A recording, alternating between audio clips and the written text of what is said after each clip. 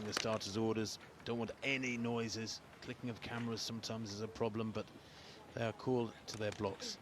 Azamati of Ghana on the far side in 1. Abekun of Sri Lanka in 2 in the blue near the top. Omanyala of Kenya in those fabulous Kenyan colours. He goes in 3. Simbine, the defending champion, goes in lane 4 for South Africa. In 5, Emmanuel Eseme of Cameroon. In 6, Mitchell Blake of England. In 7, Wales' Azu. And Rohan Browning of Australia nearest the camera. Set. Good start there from Omanyala. He's got the jump on Sabina at the moment. Omanyala's going away with this one. He will not be caught.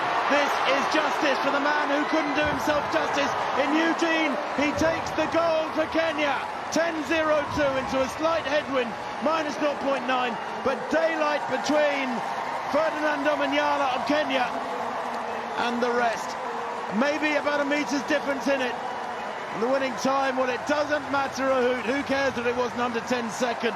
It was brilliant running at the start. He got out of the block so well, put the others under pressure, and Omanyala has gold. And we talk about the Kenyans being the long-distance specialists. They dominate at cross-country. They're great at steeplechase, 5,000, 10,000. This guy is from the other end of the distance spectrum.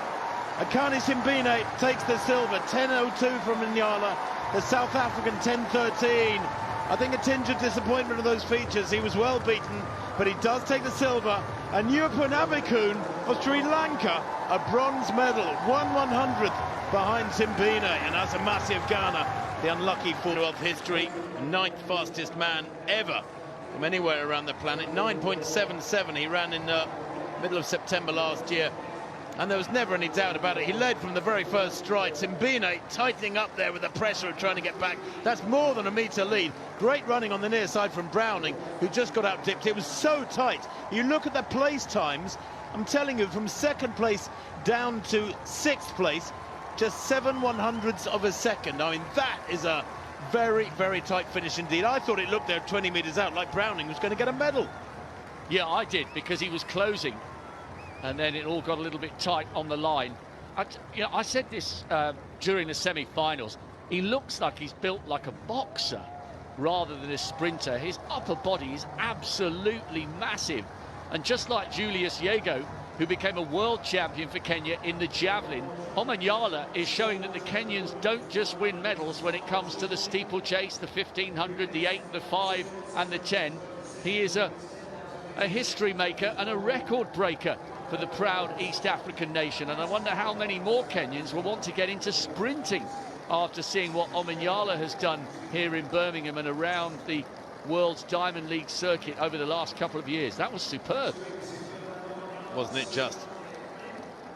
And frankly, it wasn't close come the finish. 10.02 to 10.13. That's a metre and more, the speed they're moving at. They all hit top speed around between 60 and 80 metres, and then it's a case of holding form, trying not to decelerate too much.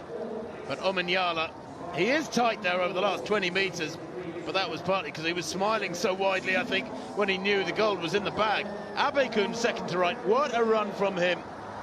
Absolutely superb. That is one of the biggest upsets of the week in these athletics championships so far, and probably will be come the end of the week, because Abekun, well, I thought he'd done well to make the final. To actually get amongst the medals is, as you said quite rightly, Rob, there it is, Omanyala, 10.02 to Simbine's 10.13. Gold for Kenya ahead of South Africa.